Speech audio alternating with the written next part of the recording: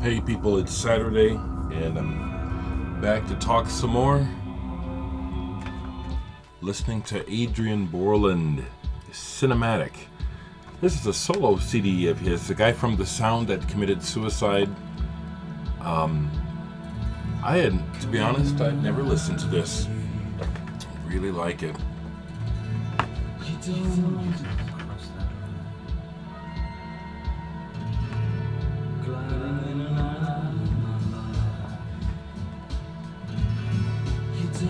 I have some Sound albums still.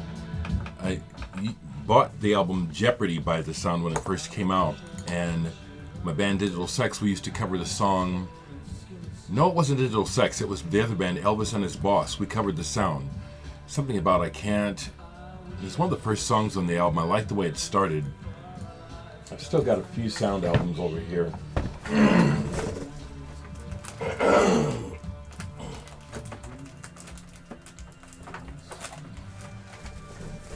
A couple Sound albums from the Lion's Mouth.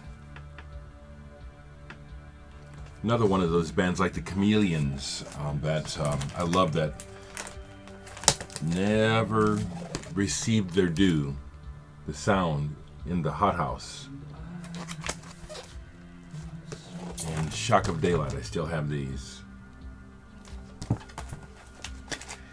Yesterday I was shouting out to James in Manchester, and I'm shouting out the wrong person as far as an order. It was James Drummond from England yesterday that had ordered Flyover on CD. I get like that, James. You know, it's like I kind of scan things and I'm not thinking, you know. James Drummond is a member of the BBC Orchestra. And thanks, James, for ordering my stuff. And thanks for being a friend. You know, you sent me some nice VCLT a while back. Some good stuff, too. I have listened to all of it.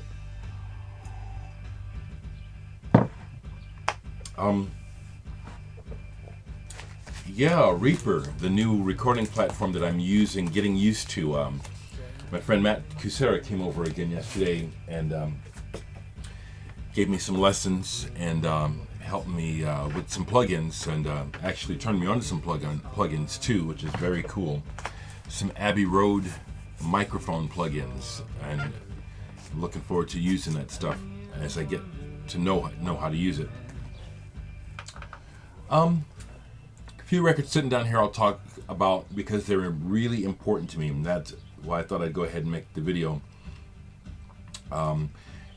Daniel James Sallows Rigby had updated a video. He's in England and he was sharing about his health getting better, and shared about how he didn't even know the song Question was by the Moody Blues, and that, again, sometimes because of my age, and that stuff having been such an integral part of my life, it still catches me by surprise sometimes when I hear people say things like, I didn't know that was the Moody Blues, or like Dimebag Dave saying he had never seen the inside of the King Crimson album, It's like, wow, man, there's just a lot of... Isn't that something? Anyway, the Moody Blues really are important to me. And I was saying in my post yesterday how I grew up with the Moody Blues. I heard them in the 60s with their first hit, Go Now, doing that cover of that soul hit. But when they dropped acid and started this series of records, like with Days of Future Past and stuff, I took the words very seriously, and the music too. This music and this whole sentiment of looking inward and trying to find value, and try to understand yourself. It came at the right time for me. I took it very seriously. And I thank the Moody Blues for enriching my life, because I took their message seriously. This is one where I will do a bit of comparing, and you can call it bashing if you would. The Moody Blues, through their music and their message, gave me something to make my life better. By comparison, the Rolling Stones never did. They've never said anything that has helped me in this manner. In the way that dealing with difficult people or people that are just dealing with the adversity of life, I've learned in that sense from the Stones. But the Moody Blues were like teachers on the threshold of a dream, and I forever love these records. This is a UK on Dereck. I love the Dereck label. I'd love to have just a bunch of Dereck, UK pressed Dereck singles. I'd collect that label if I could. There were some really cool hippie and pop and psych records that came out in the 60s and 70s on Dereck. So I just wanted to wax a little bit poetic about the importance of the Moody Blues. And again, their music helped to shape my core values. You know, one of my most core values that I follow is to not take advantage of people. I say that very specifically because of what I've been through and what I was tested with as a young man. You know, I was taken advantage of. Am I going to do the same to others? You know, I had to fight the internal battle to win that battle, to say, no, I'm not going to continue this legacy that I was brought up in. Doesn't feel right, you know. And the Moody Blues, among others, Genesis I will also include, you know, even though they were more vague. But it was the sense that I was getting from many of the Genesis songs that were steering me in a direction that was saying, be honorable and say what you mean what you say, and for fuck's sake, be nice to people. In the one second here, let me just find it. Here we go. Yeah. Yesterday I talked about Canterbury and how that's really important, and I just skimmed over some of the groups, and someone mentioned Egg, and I just wanted to show my Egg albums. Here's my Egg album that I got as a teen as a promo from a radio station. It was a soul station. KOWH played black music, and barely had any power. They really suffered from racism. You know, just being on the air, it was ridiculous. But since it was a radio station, they got promos. And when I went to visit the station, they gave me and my friends all these prog and English rock albums that they were never going to play. And this is one that I knew to keep. Egg, Dave Stewart, Mont Campbell. Fantastic album. What's the drummer's name? Clive Brooks, who ended up with Groundhogs. And then I got lucky. Not lucky, but looking, I was able to upgrade finally years later on the Nova Dereck label.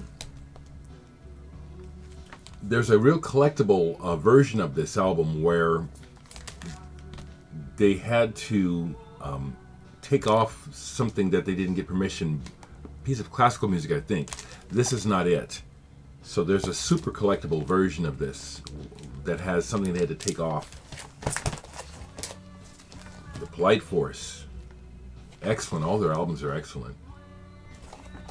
And then the Civil Surface. Yeah, I bought this when it came out on Carolyn. Yeah, I'm proud of the fact that I've known about this stuff, you know, since it happened. They have some CDs since then that collect all their stuff, and I don't have that. I have it burned. Next thing in my collection is 808 State. Pacific. I have a few other things. And then what was before that? Mark Egan, bass player. This is a good album. What's the name of this? Mosaic. Yeah, this is good. And then after that, Egg Bamiazi, Circumstances.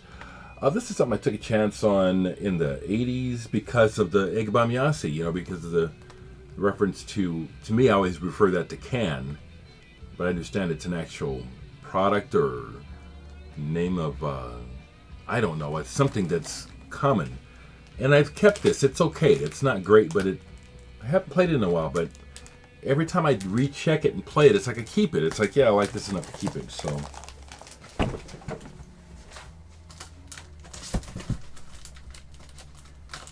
Oh, this is sitting here. I'm going to pull this, so I'm I'm gonna pull this and listen to this later. Efterklang.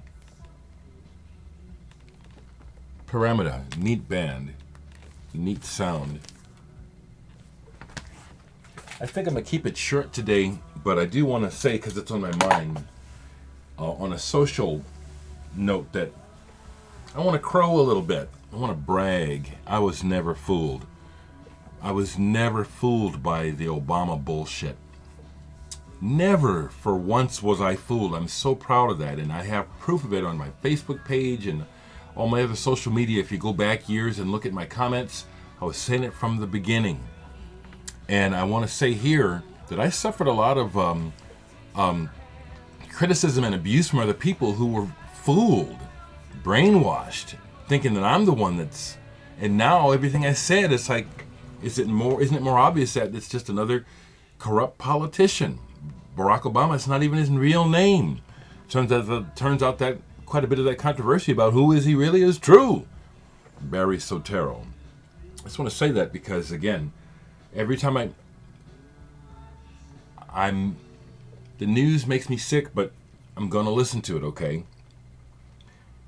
I want to know. I want to know what kind of crap they're trying to tell us, you know, and this whole business, the way that they're trying to frame this mess in the Mideast. There's no way that the United States can frame what they're doing over there to make it look like they're doing something good or honorable.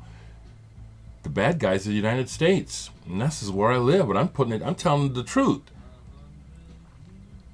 You know, the only reason to be patriotic is when there's something to be patriotic for, something honorable. And the United States acting like dogs, have been for a long time. So I proudly say that from the beginning, when they trotted Barack Obama out, my first thought was, who is this from nowhere? You feel me? People, where we use that word knowing what it means, you know what I'm saying? Who is this man coming from nowhere all of a sudden going to be the first black president? This is a setup. This man is bought and paid for. He does not represent the people. That's so obvious now, unless you're completely brainwashed or something's wrong with you. So I just want to say that, you know, it's just more business as usual. And to think that these guys are fighting for some sort of honorable cause, or that they're trying to fix something to make it better for the people, are you kidding me? Come on. Come on.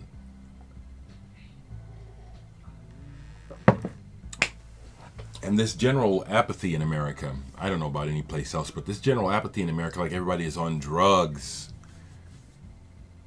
You know, the madness of the attrition of our country's infrastructure, how things work, what we're supposed to be trying to do. It's all just really in such a state of ruin already for those that are willing to honestly look. And yet you just have just millions of people still drinking that beer and watching that TV and fucking, like, I guess they're doing it out of abandon. It's like, well, we don't know what to do. I don't know. I get the idea that there's a lot of people that don't even approach it, can't even think about it. And that's another reason why this, what I call it's a class struggle, class war, just gets worse. I mean, when the majority of, and it seems like it's about half of the majority of college kids, when they get out of college or when they get college age, they can't get out on their own. They're stuck at home. And we just keep making adjustments as we slide closer and closer to the drain. I just, you know I'm going to be saying things like this.